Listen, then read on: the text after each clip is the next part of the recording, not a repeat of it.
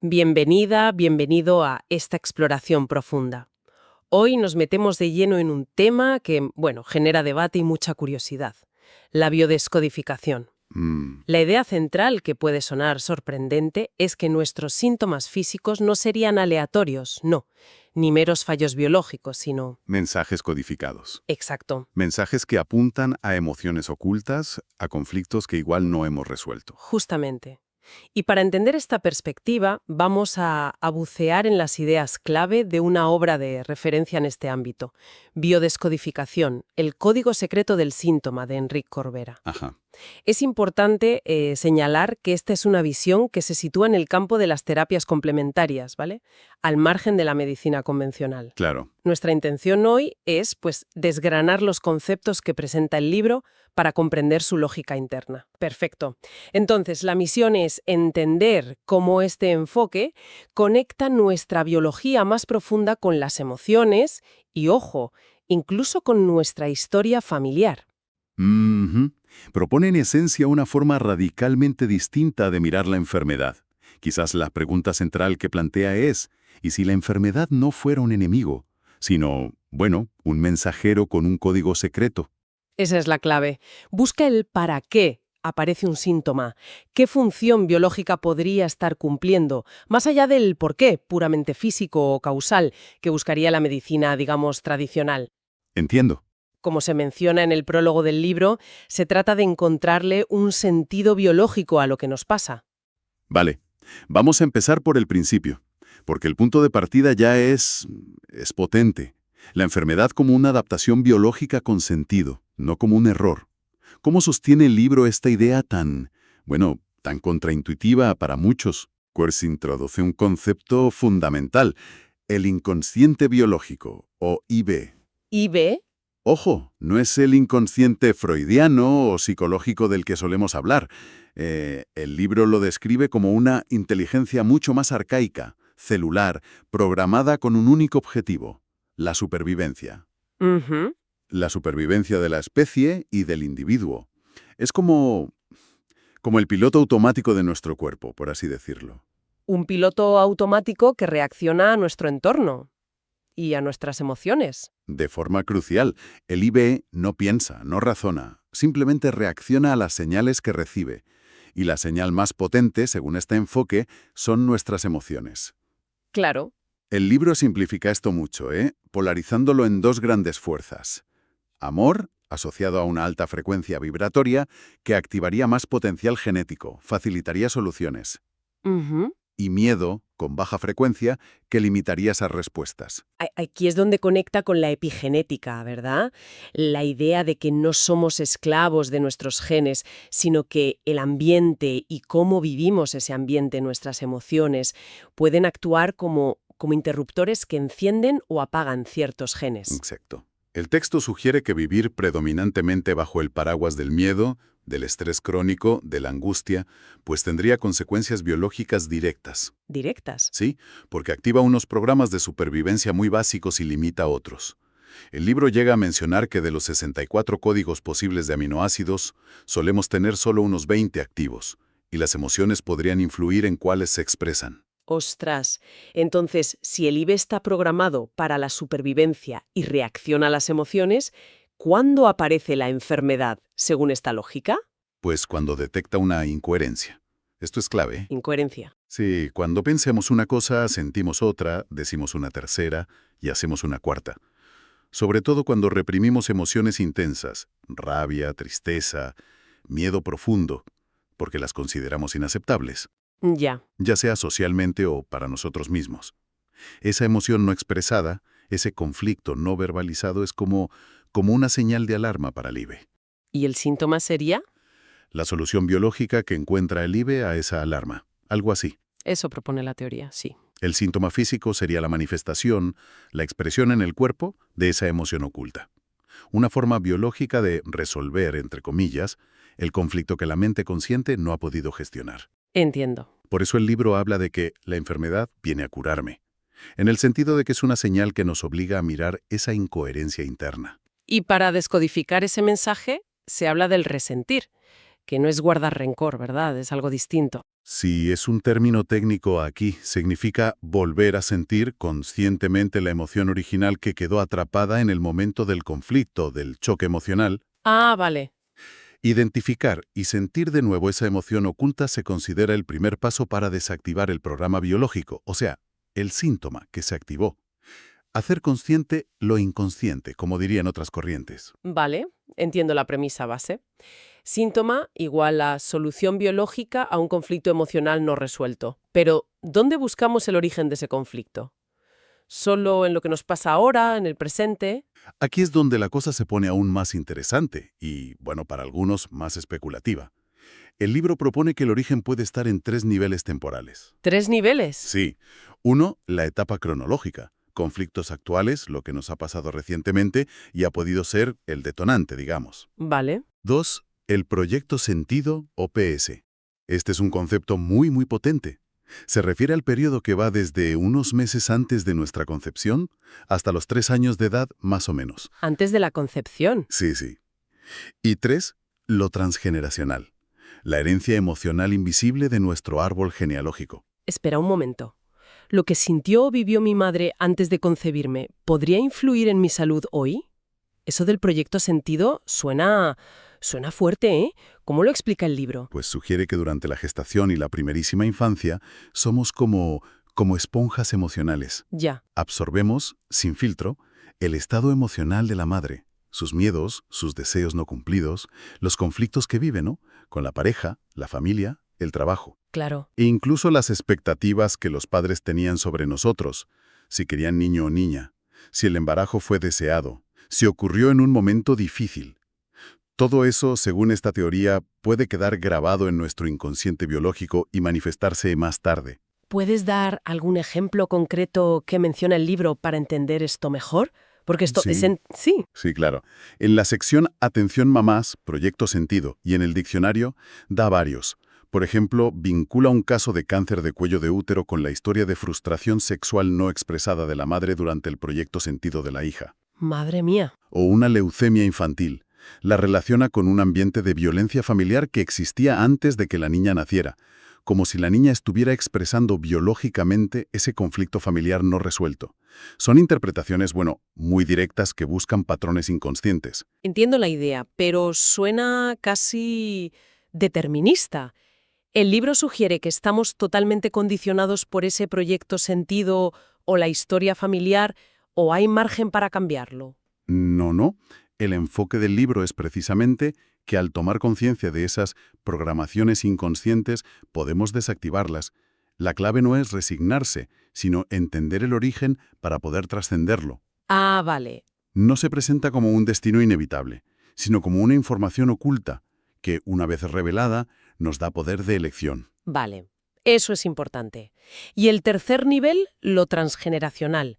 Hablamos de heredar los traumas de los abuelos, secretos familiares que nos enferman sin saberlo. ¿Es eso? Esa es la propuesta, sí, que no solo heredamos el color de ojos o la predisposición a ciertas cosas, sino también conflictos emocionales no resueltos, traumas silenciados. ¿Cómo qué tipo de traumas? Pues muertes trágicas, abortos ocultos, ruinas económicas, abusos, hijos ilegítimos, cosas que fueron tabú. Ya. Y también lealtades invisibles que nos llevan a repetir patrones. Mismos nombres, fechas de nacimiento o muerte que coinciden, mismas profesiones, mismas enfermedades. Ajá. El libro insiste mucho en la herramienta del árbol genealógico. Dibujarlo, investigar fechas, nombres, acontecimientos importantes, para sacar a la luz esos no dichos. ¿Y por qué sería importante sacar a la luz, no sé, que un bisabuelo se arruinó? ¿Cómo podría afectar eso a mi salud hoy en día? Bueno, la teoría es que esos secretos o dramas no resueltos crean una especie de campo energético o lealtad inconsciente en la familia. Si el bisabuelo se arruinó y eso fue un tabú, quizás un descendiente tenga un miedo irracional a la falta de dinero o se autosabotee económicamente sin entender por qué. Entiendo. O si hubo un aborto oculto, quizás alguien en la siguiente generación tenga dificultades para concebir, por ejemplo. El libro cita la frase bíblica: los padres comen uvas verdes y a los hijos les rechinan los dientes. Sí, la conozco. Para ilustrar esta idea de herencia invisible. Hacerlo consciente, según esta visión, rompe la cadena de repetición. Las secciones 27 a 31 explican cómo analizar el árbol. Dan pautas. Es una perspectiva que desde luego amplía mucho el marco de dónde puede venir un problema de salud. Va mucho más allá del individuo y su presente. Exacto. Volvamos al síntoma como solución biológica.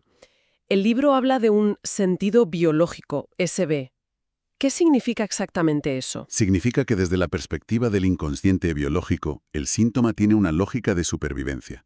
No es un castigo ni algo absurdo. Ajá. El libro usa ejemplos sencillos. Ponerse moreno tiene el sentido biológico de proteger la piel del sol. Producir más glóbulos rojos en altitud tiene el sentido de captar más oxígeno. Pues bien, la biodescodificación extrapola esta lógica a las enfermedades. ¿Cómo, por ejemplo?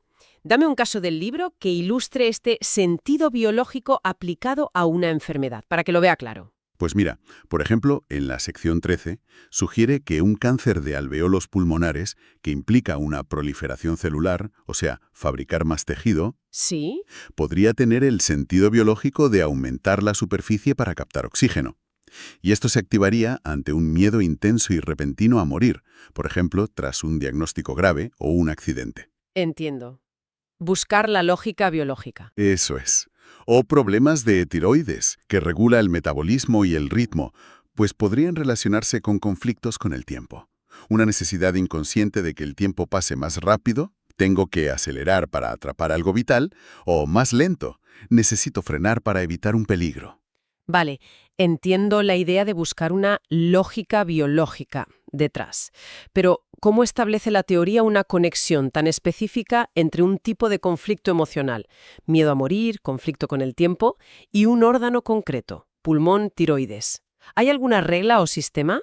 Sí, sí que la hay. Se basa en el concepto de las capas embrionarias, tomado de la embriología pero con una interpretación propia, claro. Las capas embrionarias. Me suena de biología. Claro, durante el desarrollo del embrión se forman capas de células. Endodermo, mesodermo, ectodermo.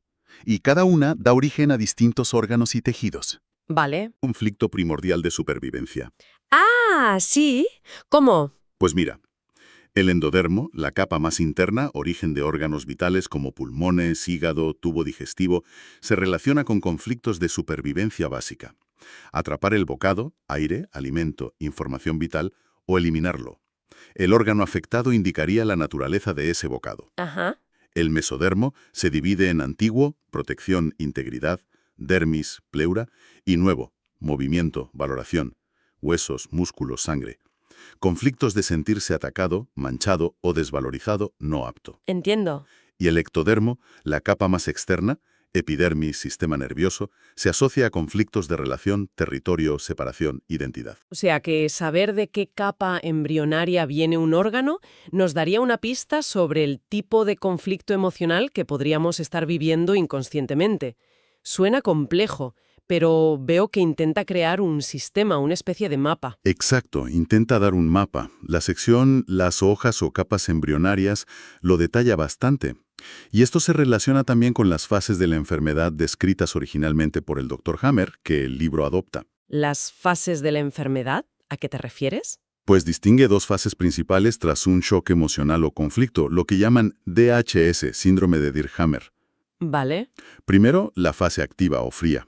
Mientras el conflicto está activo, la persona está en estrés, con el sistema simpático a tope, mentalmente obsesionada con el problema, igual con insomnio, manos frías. Sí, lo típico del estrés. Eso es. Y biológicamente el cuerpo ya se está adaptando silenciosamente. Puede haber crecimiento celular en órganos del endodermo o mesodermo antiguo, o pérdida de tejido en los del ectodermo o mesodermo nuevo, sin que te des cuenta, a menudo. Vale. ¿Y la segunda fase? La fase de reparación o caliente. Una vez que el conflicto se resuelve, o sea, encuentras una solución, deja de preocuparte tanto. El cuerpo entra en fase de reparación. Aquí domina el sistema parasimpático. Ah. Y aquí es cuando aparecen los síntomas más conocidos: inflamación, dolor, fiebre, cansancio, edemas. Es la fase en la que normalmente vamos al médico y se diagnostica la enfermedad. Entiendo. Entonces, lo que llamamos enfermedad sería, en muchos casos, según esta visión, la fase de curación del cuerpo tras resolver un conflicto. Eso sí que es darle la vuelta a la tortilla. Exacto. Es una de las ideas más rompedoras. El libro postula que tomar conciencia del conflicto original, o sea, hacer la biodescodificación, puede ayudar a modular o a acortar esta fase de reparación, Claro. que a veces puede ser biológicamente complicada o incluso peligrosa si la fase activa fue muy intensa o duró mucho tiempo. Vale, vale, muy interesante. Hemos visto la teoría. Síntoma como solución biológica, búsqueda del conflicto en el presente, proyecto sentido y transgeneracional, el sentido biológico ligado a capas embrionarias y fases. Pero, ¿cómo se supone que accedemos a esa emoción oculta, a ese resentir? ¿Ofrece el libro herramientas prácticas? Sí, sí. Describe principalmente dos métodos, en la sección Maneras de acceder a nuestro inconsciente. A ver. Uno es el viaje al inconsciente. Es un protocolo de introspección guiada, como seguir el hilo de Ariadna, ¿sabes? Ajá. Partes del síntoma físico actual y vas hacia atrás en 6 pasos. Identificas la situación desencadenante, el pensamiento que tuviste, el sentimiento que mostraste, la emoción visible, la sensación física concreta y finalmente intentas conectar con el resentir oculto, la emoción profunda que no se expresó en su momento. Un trabajo de inspección profundo. Sí, y la segunda herramienta es el espejo. Esta es más cotidiana, digamos. El espejo. Sí. Propone ver las situaciones externas y sobre todo las relaciones que tenemos, pareja, jefes, amigos, incluso gente que nos irrita por la calle, como un espejo de nuestros propios conflictos internos no resueltos. Ah, la idea de la proyección. Exacto. Lo que nos molesta o juzgamos en otros, o incluso lo que admiramos exageradamente, estaría reflejando una parte nuestra negada, no integrada o proyectada. Esa idea del espejo es potente. En esa sección cita una frase de un curso de milagros. No hay nada a tu alrededor que no forme parte de ti. Contémplalo amorosamente. Parece que pone un énfasis enorme en la autorresponsabilidad, ¿no? En cómo nuestra percepción crea nuestra realidad. Totalmente. Ese es un mensaje central y recurrente en el libro. Cambiar la percepción interna es la clave para modificar la experiencia externa y, por lo tanto, la respuesta biológica. Claro. Se insiste en que el inconsciente biológico no distingue entre real, simbólico o imaginario. Reacciona a lo que creemos y sentimos profundamente. Ya. Por eso también habla de degradar el conflicto. Si no puedes resolver una situación externa, al menos cambia tu percepción. Obsérvala con distancia emocional, como si fueras un espectador, para quitarle carga y que no te impacte biológicamente. Entiendo. Como desapegarse emocionalmente. ¿Y qué hay de las enfermedades mentales? ¿También las aborda desde esta lógica biológica? Sí, en la sección Aspectos de las enfermedades mentales. Adopta la visión de Hammer de las constelaciones cerebrales. Las interpreta no como fallos, sino como programas biológicos de supervivencia extremos. ¿Extremos? Sí, cuando una persona vive 2 o más conflictos muy graves activos al mismo tiempo, que impactan en áreas específicas del cerebro, la biología podría, digamos, desconectar a la persona de la realidad normal para evitar un colapso total. ¡Ostras! Sería una forma extrema de proteger la vida ante traumas insoportables. A menudo, estos conflictos profundos estarían ligados a dramas transgeneracionales o del proyecto sentido. ¿Da ejemplos concretos de cómo interpreta alguna condición mental desde ahí? Sí, menciona, por ejemplo, la diabetes como una posible constelación que combina un conflicto de resistencia, tengo que luchar, resistir ante un peligro, con uno de repugnancia, lo dulce, el amor, me da asco o es peligroso. Vaya. O la enuresis nocturna infantil, mojar la cama, que la interpreta como un conflicto de marcaje de territorio en relación a la figura paterna o materna, dependiendo del contexto familiar. Son interpretaciones muy específicas que buscan guiar la indagación. Y claro, una parte muy consultada de estos libros suele ser el diccionario, que asocia síntomas específicos con posibles conflictos. ¿Nos puedes dar un par de ejemplos llamativos de la sección del diccionario? Pues sí, el diccionario es muy extenso y directo, la verdad. Por ejemplo, A ver. alergia al gluten, celiaquía. Lo asocia a conflictos relacionados con la familia, porque el pan es como el símbolo del clan, ¿no? Claro. El resentir podría ser del tipo, me siento excluido de mi familia, no puedo digerir algo que pasa en la familia, o incluso ligado al padre, si el trigo se toma como símbolo paterno. Ujú. Otro ejemplo, anemia. La vincula a una profunda desvalorización dentro del sistema familiar. El sentir podría ser, siento que molesto en esta familia. Mi vida tiene poco valor aquí, me ahogo en esta familia. La sangre representa a la familia en esta simbología. Ya veo, muy simbólico. Y uno más, ciática, dolor que impide avanzar. Se relaciona con el miedo al futuro. El libro distingue, pierna derecha, miedo a la falta de dinero, a no poder cubrir las necesidades materiales propias. Pierna izquierda, miedo a no poder proveer materialmente a los seres queridos. O conflictos con colaterales, como hermanos, pareja. Entendido. Desde luego son interpretaciones muy específicas y, bueno, muy simbólicas. Escuchando todo esto, ¿cuál dirías que es la gran idea que nos deja esta exploración de la biodescodificación según la fuente que hemos analizado? Pues creo que la idea más potente es la invitación a escuchar nuestro cuerpo de una forma radicalmente distinta. No como una máquina que se estropea sin más, ¿sabes? Sino como un posible mensajero de nuestra biografía emocional profunda. Una biografía que, según este enfoque, está íntimamente conectada no solo con lo que vivimos hoy, sino con nuestra historia personal desde antes de nacer e incluso con los ecos no resueltos de nuestros ancestros. Nos deja con una visión que, como mínimo, cuestiona nuestra concepción habitual de la enfermedad. Quizás no sea solo algo negativo a eliminar a toda costa, sino también una señal, ¿no? Una especie de brújula interna que apunta hacia una incoherencia, una emoción atrapada, un asunto pendiente. Exacto. Y, por tanto, una oportunidad inesperada para el autoconocimiento, quizás. Justo eso. Pone el foco en la interacción constante entre mente, emociones y biología, sugiriendo que nuestra forma de percibir el mundo y gestionar nuestras emociones tiene un impacto biológico mucho más directo de lo que solemos asumir. Se enfoca mucho en el poder de la toma de conciencia. Y eso nos lleva a una reflexión final para darle vueltas. Si nuestras creencias, nuestras percepciones y las emociones que acumulamos o liberamos realmente tienen esa capacidad de dialogar con nuestra biología y modelarla, como sugiere esta teoría, ¿no? Entonces, ¿qué potencial reside realmente en nuestra propia conciencia, en nuestra capacidad de observar y transformar nuestro mundo interior para influir activamente en nuestro bienestar físico? ¿Hasta qué punto somos co-creadores de nuestra realidad biológica a través del filtro de nuestra mente y nuestras emociones? Es una pregunta profunda que el libro deja flotando y que sin duda invita a seguir explorando esa conexión mente, cuerpo, historia.